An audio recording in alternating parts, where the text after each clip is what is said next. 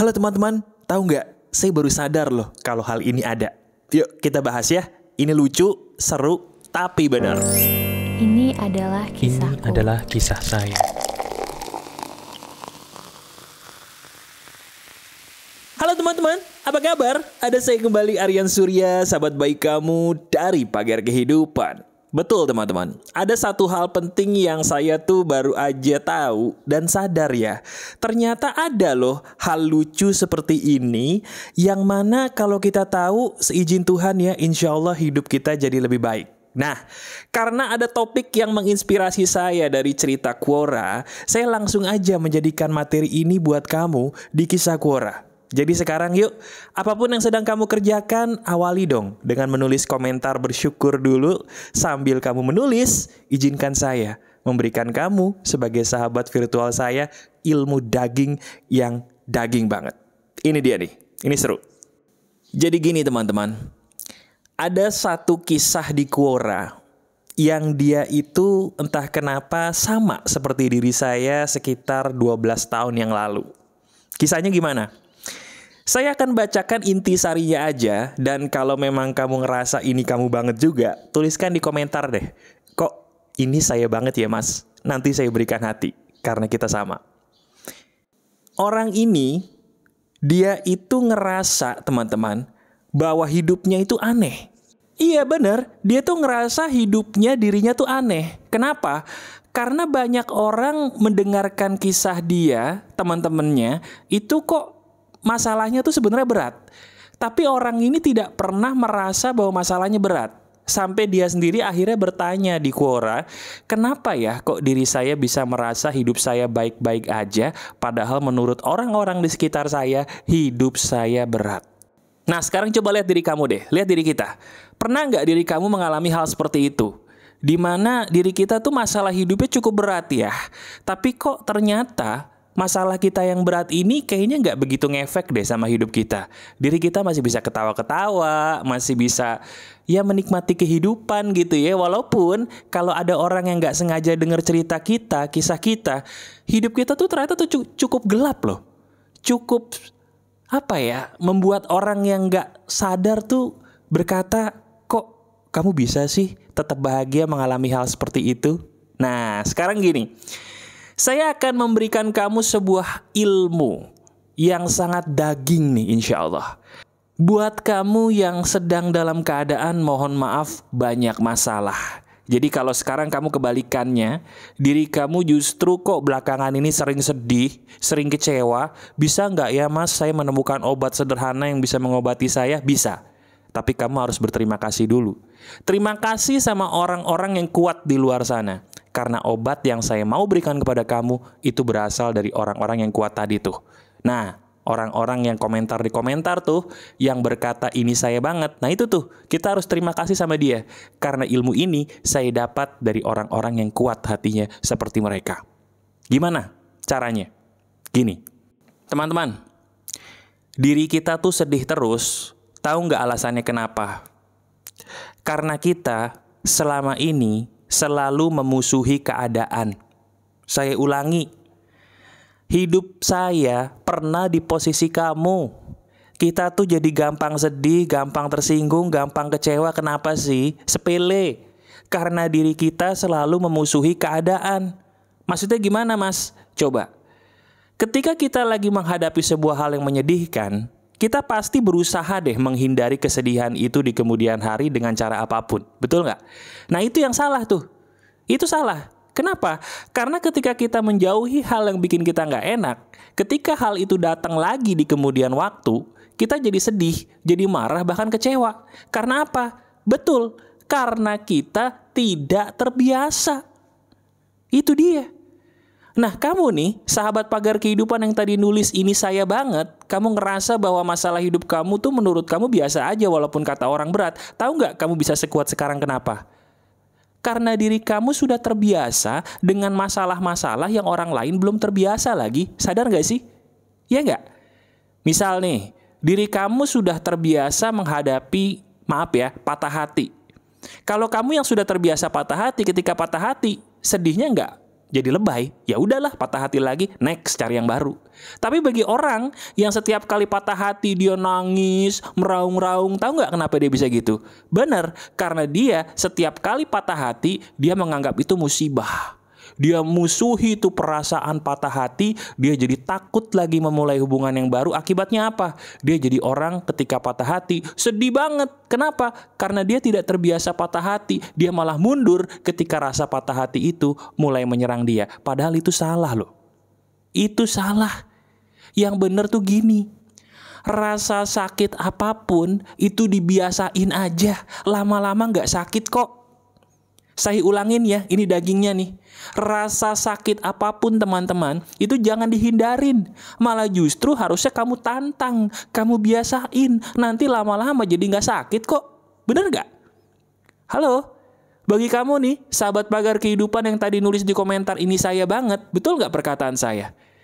Diri kamu jadi sekuat ini, jadi sekuat sekarang, gara-gara seperti itu kan? Kamu udah gak mikir lagi, bodo amat lah. Saya mau diapain orang juga saya terima aja udah. Akhirnya lama-lama kamu terbiasa gak nganggap itu sebagai masalah lagi. Bener gak? Saya ambil contoh. Coba ingat kakek nenek kita deh. Kakek nenek kita rata-rata hidup di masa penjajahan ya. Kalian kebayang gak di masa penjajahan itu yang namanya makan, mohon maaf tidak semudah sekarang ya. Sekarang kamu mau makan apa tinggal pesen. Bahkan di sebelahnya mungkin kalau yang ada warung Tegal, wah tinggal ke sebelah doang beli beres. Tapi dulu zaman penjajahan, susah teman-teman. Maaf banget nih, untuk dapat daging aja kagak bisa. Nah, lihat kakek nenek kita deh. Bagi mereka, perut lapar itu bukan sebuah hal yang berat.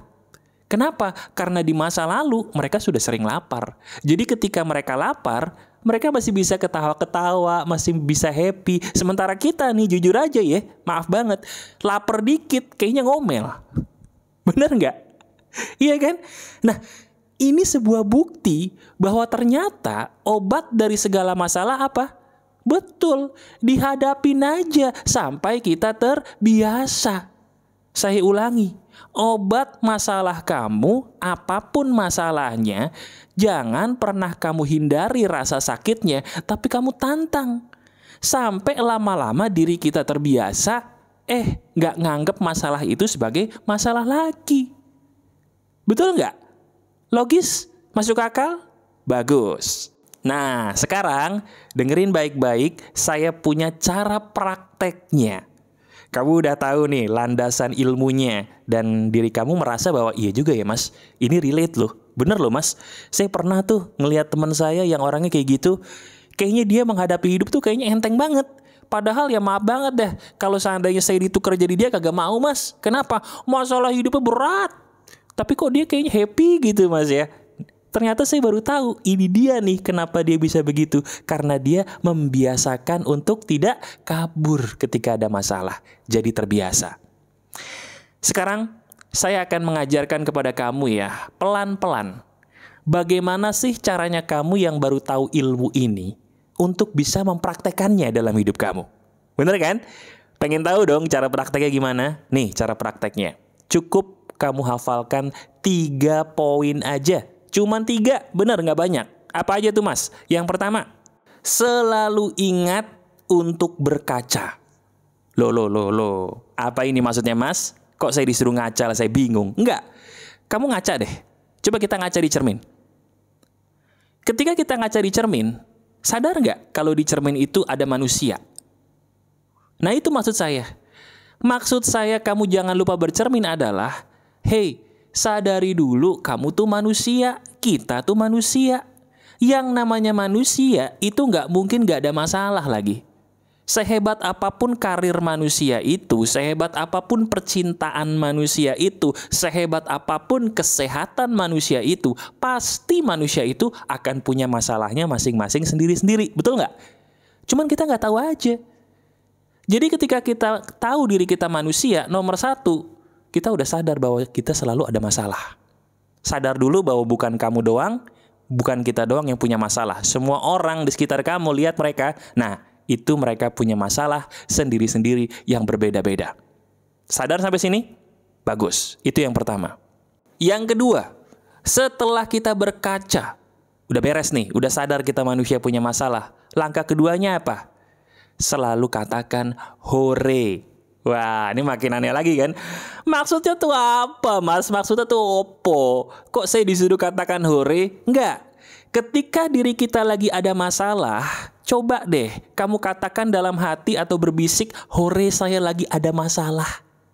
Misalnya gini, ambil contoh paling simpel nih, anak-anak muda nih kayak kita biasa ngapain sih? Betul, menjalani hubungan asmara, kandas. Kan sakit tuh, ya?